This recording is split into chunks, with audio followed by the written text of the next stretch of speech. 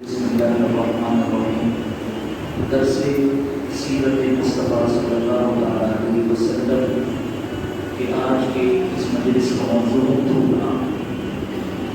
یہ تھوکنا یہ انسان کی ایک ادنا سی طبعی ضرورت ہے.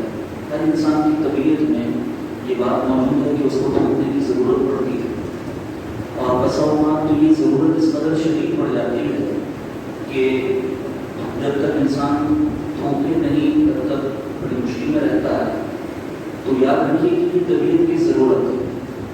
اب معلم انسانیت صلی اللہ تعالیٰ علیہ وسلم نے، ہمارے آقا و مولا صلی اللہ تعالیٰ علیہ وسلم نے اس تھوکنے کے عمل کے بھی آداب اپنی امت کو تعلیم فرمائے ہیں. وہ کیا آداب ہیں کہ اگر ان آداب کو ملحوظ خاطر رکھا جائے گا تو اللہ اور اس کے رسول کے ہاں اور اللہ کی مخلوق کے ہاں وہ بندہ محبوب بن جائے گا. اور چونکہ یہ آداب ایسے ہیں کہ اگر ان آداب کو پیش نظر رکھتے ہوئے انسان اپنی یہ ضرورت پوری کرے گا تو دوسرے لوگوں کو تکلیف کا باعث نہیں بنے گا. دیکھیں حضور اکرم صلی اللہ تعالیٰ علیہ وسلم نے کیا تعلیمات ارشاد فرمائے ہیں. سنن ابی داؤد حدیث پاک کی صحیح ستہ کی مشہور کتب میں سے ایک کتاب ہے. اس کے اندر یہ حدیث پاک یہ روایت موجود ہے کہ حضور اکرم صلی اللہ تعالیٰ علیہ وسلم کے ایک صحابی حضرت ابو سہلہ صائب بن خلاد رضی اللہ تعالیٰ عنہ یہ روایت کرتے ہیں کہ ایک صحابی حضور اکرم صلی اللہ تعالیٰ علیہ وسلم کے انہوں نے ایک مرتبہ قبلے کی طرف منہ کر کے تھوکا، اور ان کی توجہ اس وقت اس بات پر نہ رہی کہ آقا کریم صلی اللہ تعالیٰ علیہ وسلم انہیں دیکھ رہے ہیں. بہرحال جب حضور اکرم صلی اللہ تعالیٰ علیہ وسلم نے انہیں قبلے کی طرف منہ کرتے ہوئے تھوکتے ہوئے دیکھا تو آپ علیہ الصلوۃ والسلام نے ارشاد فرمایا کہ یہ شخص آئندہ اپنی قوم کی امامت نہیں کرے گا. وہ امامت کرواتے تھے.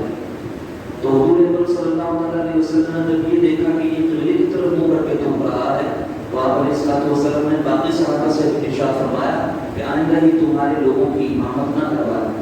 پھر جب وقت گزرا اور ان صحابی نے اپنی قوم کی امامت کروانا چاہی تو صحابہ کرام جو باقی تھے انہوں نے منع کر دیا کہ آپ علیہ الصلوۃ والسلام نے تو آپ کے بارے میں یہ حکم دیا کہ یہ شخص اب امامت نہیں کروائے گا. تو وہ پھر صحابی حضور کی بارگاہ میں حاضر ہوئے اور عرض کی کہ یا رسول اللہ، لوگ مجھے یہ کہتے ہیں کہ آپ نے میری امامت سے منع کرا.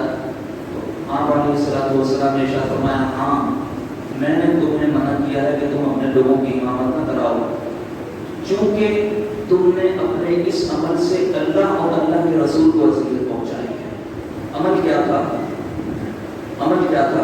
قبلے کی طرف منہ کر کے تھوکنا. فرمایا کہ تم نے اپنے اس عمل سے کیا کیا ہے؟ اللہ کو بھی اذیت پہنچا. کہ اللہ کو اذیت کون پہنچا سکتا ہے؟ یعنی اللہ کے ہاں یہ عمل ناپسندیدہ عمل ہے کہ تم قبلے کی طرف. قبلے کا ایک اکرام ہے، ایک تعظیم ہے. یہ مسلمانوں کا قبلہ ہے. مسلمان اس رخ کی طرف منہ کر کے اللہ کی بارگاہ میں سربسجود ہوتا ہے. تو فرمایا کہ اللہ کو اور اس کے رسول کو اذیت پہنچائی ہے. تو حضور اکرم صلی اللہ تعالیٰ علیہ وسلم کی یہ بات سن کر انہوں نے توبہ کی اور آئندہ قبلہ سے منہ کر کے تھوکنے کا ارادہ آئندہ ہمیشہ کری. کیونکہ صحابہ کرام کا تو یہ عمل تھا کہ ایک عمل کے بارے میں جو پکڑ رکھ جاتا تھا کہ یہ اللہ اور اس کے رسول کے ہاں ناپسندیدہ ہے تو پھر زندگی کو اس کو ہاتھ نہ لگاتے اور اس عمل کی کرنے سے گریزاں رہتے. اب یہ تو ہے صرف قبلہ، لیکن اور بھی بہت سارے ایسے مقامات ہیں کہ جہاں پر تھوکنا یہ جہاں طبی نقطہ نظر سے دوسرے لوگوں کے لیے نقصان دہ ہے، وہیں صفائی ستھرائی کے لحاظ سے، طہارت اور نفاست کے اعتبار سے اور انسان کے وقار کے اعتبار سے ایک بہت چھوٹی حرکت ہے اور بہت گری ہوئی حرکت ہے. مثال کے طور پر ہم میں سے بہت سارے لوگ پان کھاتے ہیں، گٹکا کھاتے ہیں، اور اگر اپنے ہی علاقے میں جس معاشرے میں ہم جی رہے ہیں تو ہم اگر اس پر ہی نظر دوڑا لیں تو ہمارے گھروں کی کھڑکیوں پر پان کے ڈبے موجود ہوں گے، ہماری بلڈنگوں کی سیڑھیوں پر پان کے ڈبے موجود ہوں گے، ہمارے گھروں کے دروازوں پر پان کے ڈبے موجود ہوں گے. اور بعض مرتبہ تو ایسا دیکھنے میں آتا ہے کہ جس گھر کے افراد پان نہیں کھاتے ان کے گھروں کے دروازوں پر بھی پان کی ٹکیاں موجود ہوتی ہیں. مارنے والا کون ہے؟ جناب گزرتے ہوئے کوئی پان کھانے والا شخص گزرا، اسے حاجت پڑی اور سیدھا سامنے جو بھی گھر تھا اس کے دروازے پر تھوک دیا اور اگلا راستہ ناپتے ہوئے چل پڑا۔ جناب اللہ اور اس کے رسول کے ہاں اس بات کا جواب لیا جائے گا آپ سے، یہ مسلمان کو مسلمان پر حق ہے۔ ہمارا دین تو ہمیں یہ سکھاتا ہے کہ ہم نے ایک دوسرے کے حقوق کو ادا کرنا ہے، بلکہ علماء نے تو یہاں تک فرمایا کہ کسی مجلس میں نہیں تھوکنا چاہیے، گھروں میں نہیں تھوکنا چاہیے، دفتروں میں نہیں تھوکنا چاہیے، پبلک مقامات پر نہیں تھوکنا چاہیے، بازار میں چلتے ہوئے روڈ پر نہیں تھوکنا چاہیے۔ یہ راستے کا حق ہے، یہ لوگوں کا حق ہے، لیکن بدقسمتی سے ہمارا مزاج اس کے بالکل برعکس ہے۔ یہاں تک تو میں نے بھی گھروں کی بات کی، گھروں کی بات اگر ہم پیچھے رکھیں تو اللہ کے گھر بھی اس عمل سے محفوظ نہیں۔ آپ بہت ساری مسجدوں کی گیٹوں پر دیکھ لیں، وہاں بیٹھنے والے جن کی وہاں بیٹھنے کی عادت ہے، کیونکہ ہمارے یہاں ایک رواج یہ بھی ہے کہ لوگ اپنی باتیں کرنے کے لیے مسجد کے گیٹوں کا انتخاب بھی کرتے ہیں، حالانکہ یہ عمل اللہ کے گھر کے شایان شان نہیں ہے۔ اگر بیٹھتے ہیں تو پھر وہ اپنی مکمل تیاری کے ساتھ بیٹھتے ہیں۔ آپ دیکھیں مساجد کی گیٹوں پر بہت ساری وہاں پر کام کے نشانات ملیں گے، لوگوں کی گاڑیوں پر تھوک دیتے ہیں۔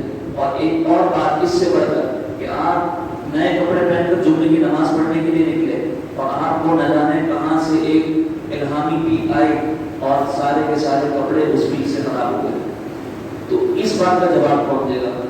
صرف نمازوں کا جواب نہیں دینا آپ نے، صرف روزوں کا جواب۔ یہ ہماری اخلاقی کمزوریاں ہیں جن کی وجہ سے ہم کہتے ہیں کہ جناب ہم نے پتہ نہیں کون سا گناہ کر لیا تھا جس کی سزا ہمیں ملے، تو وہ یہی چیزیں ہیں چھوٹی چھوٹی جن کا ہم لحاظ نہیں رکھتے۔ تو ان چیزوں کا خیال رکھنا، کسی بھی پبلک مقام پر، کسی راستے پر، کسی گلی میں، کسی دیوار پر، کسی کھڑکی پر، کسی دروازے پر، کسی مسجد کی گیٹ پر اور کسی مجلس میں کسی کے سامنے تھوکنا نہیں چاہیے۔